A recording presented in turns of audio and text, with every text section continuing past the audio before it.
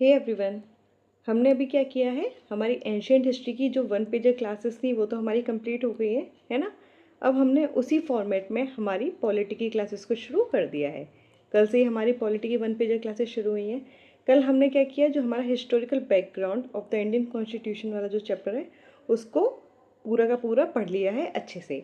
अब आज क्या टाइम है, आज है कि अब हम क्या करेंगे, कल जो हमने चैप्टर पढ़ा था आज उसको हम अपना टेस्ट करेंगे, है ना। हम हमारे एमसीक्यू से उसको रिवाइज और प्रैक्टिस करेंगे।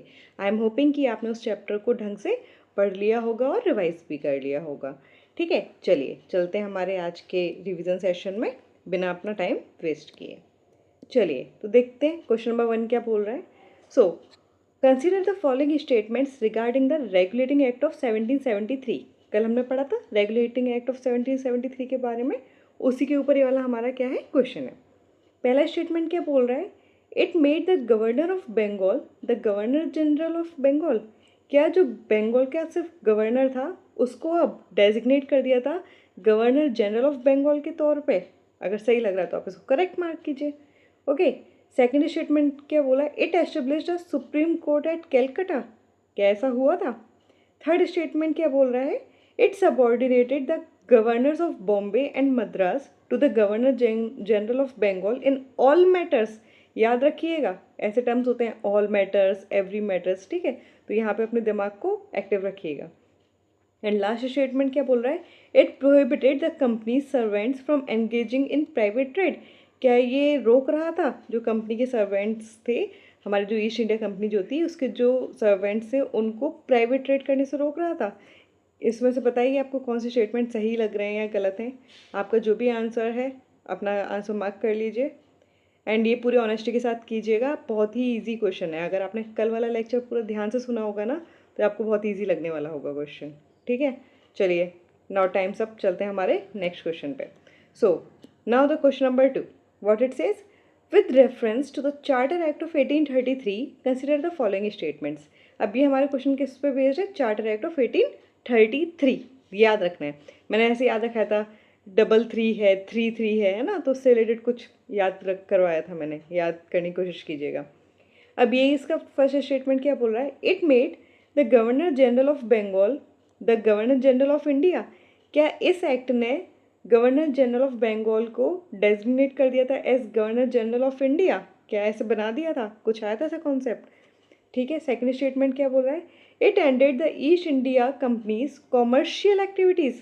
क्या कॉमर्शियल एक्टिविटीज़ को ख़त्म कर दिया था इस एक्ट ने। स्टेटमेंट 3 क्या कह रहा है, it introduced an open competitive system for recruitment to the civil services. क्या सिविल सर्विसेज के रिक्रूटमेंट के लिए मतलब ओपन कॉम्पिटिशन सिस्टम स्टार्ट किया था इस एक्ट ने। आते हैं हमारा लास्ट स्टेटमेंट, देखते हैं क्या बोल रहा है ये, it deprived the governors of Bombay and Madras to their legislative powers. क्या इस वाले एक्ट ने जो बॉम्बे और मद्रास के गवर्नर्स थे उनकी लेजिस्लेटिव पावर्स को मतलब मतलब डिप्राइव कर दिया था, कम कर दिया था, मतलब उनको हटा के क्या गवर्नर जनरल ऑफ इंडिया पर मतलब उन तक आ गया था, ऐसा था कुछ, मतलब इनकी पावर्स को कम किया था, ख़त्म किया था।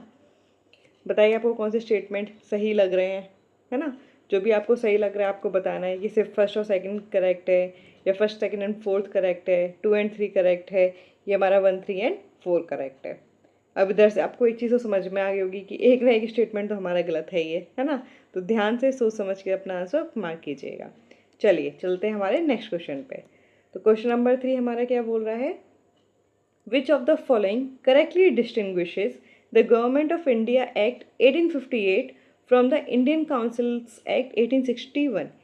ये जो हमारे एक्ट थे ना 1858 का, वो किस तरीके से 1861 से अलग था, क्या डिफरेंस था, है ना, डिफरेंस क्या है इनमें एग्जैक्टली। अब क्या बोल रहा है स्टेटमेंट 1, द फॉर्मर, फॉर्मर मतलब पहले वाला, means governor of India act 1858 जो पहले लिखा है वो फॉर्मर, ये ट्रांसफ़र कर रहा था गवर्नेंस ऑफ इंडिया को, कहाँ से, from the East India company to the crown.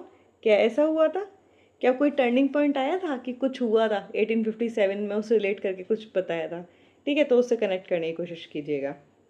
अब सेकंड स्टेटमेंट क्या बोल रहा है, द फॉर्मर मतलब वही पहले वाला मीन्स 1858 का act. Okay, it created the office of secretary of state for India.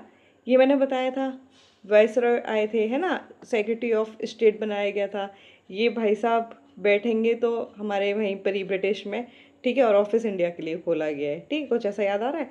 तो ये क्या मतलब ये 1858 के एक्ट के थ्रू हुआ था।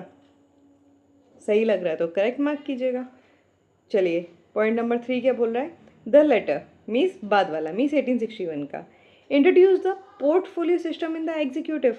जैसे आज के हमारे डिपार्टमेंट्स टाइप के होते हैं ना, तो क्या वैसे ही जो पोर्टफोलियो सिस्टम था एग्जीक्यूटिव में वो 1861 के एक्ट ने स्टार्ट किया था।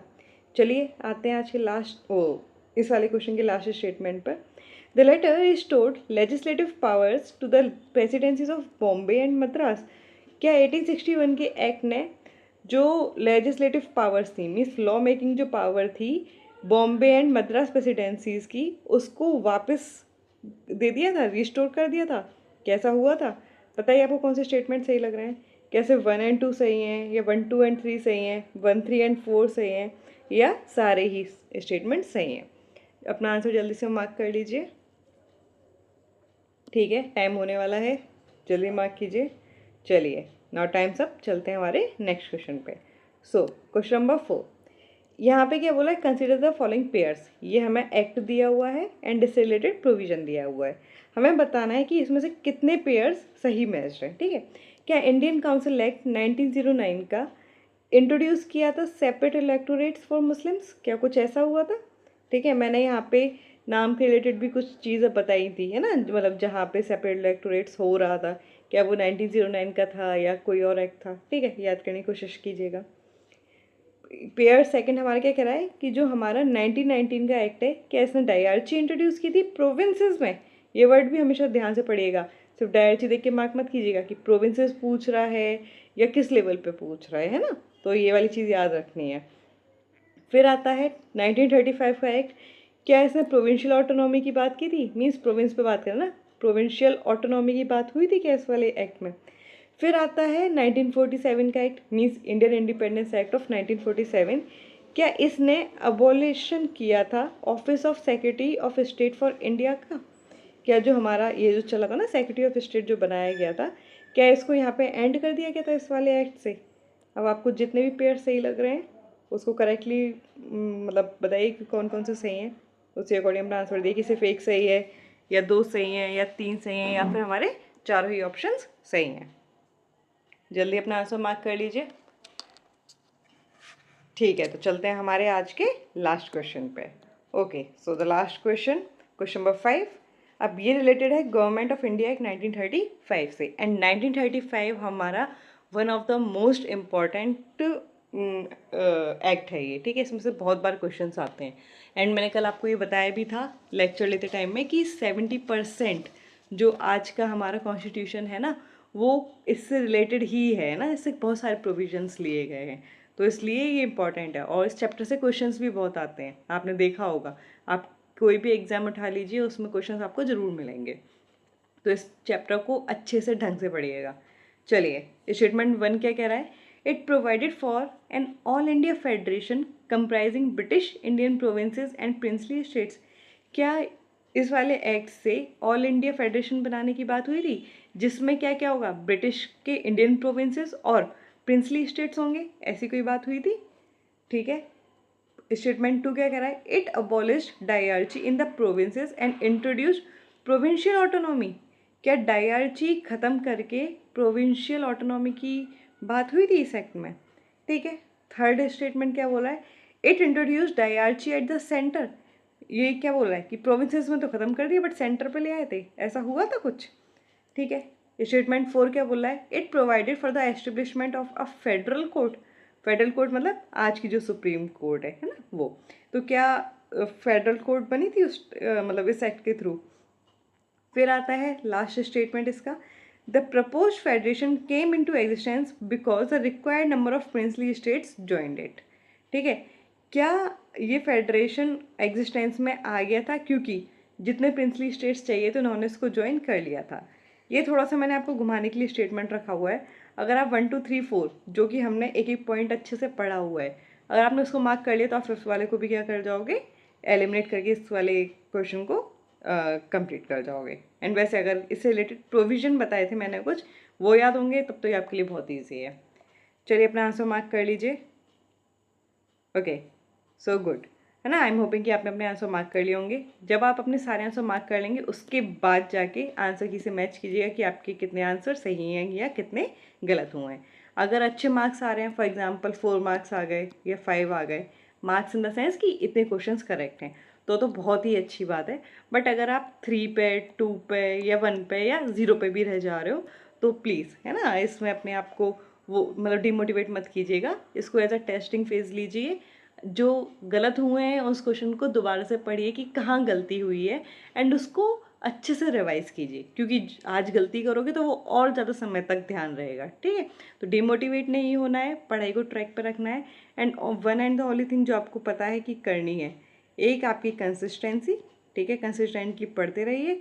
एंड दूसरा आपका क्या है कि जितना भी आप पढ़ रहे हो ना उसको revision revision and revision revise करते रहो। जितनी बार रिवाइज करोगे उतना काम हो जाएगा। And most important, be honest with your self. Honesty के साथ काम कीजिए। ऐसा नहीं है कि मतलब कर नहीं पा रहे हो या फिर खुद से झूठ मत बोलना, जितना कर रहे हो अच्छे से करना। मार्क्स कम हुए, रीज़न देखना, रिवाइज नहीं किया था या पढ़ा ही नहीं, बस ऐसी क्लास देखने आ गए कि अच्छा लगा कि पॉलिटी का टेस्ट चल रहा है तो हम ले लेते हैं, ऐसा नहीं करना है।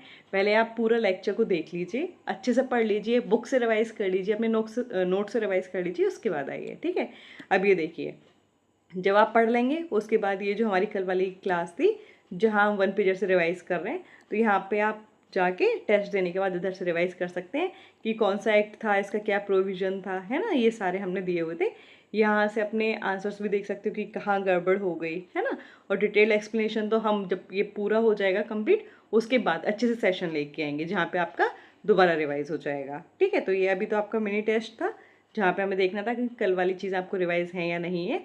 और ये प्रोविजंस अच्छे से रिवाइज फिर से कर लीजिएगा, जहाँ भी गलती हुई हो उसको करेक्ट कर लीजिएगा, बाकी इसको रिवाइज कर लीजिएगा। सारे के सारे पॉइंट्स ये रहे।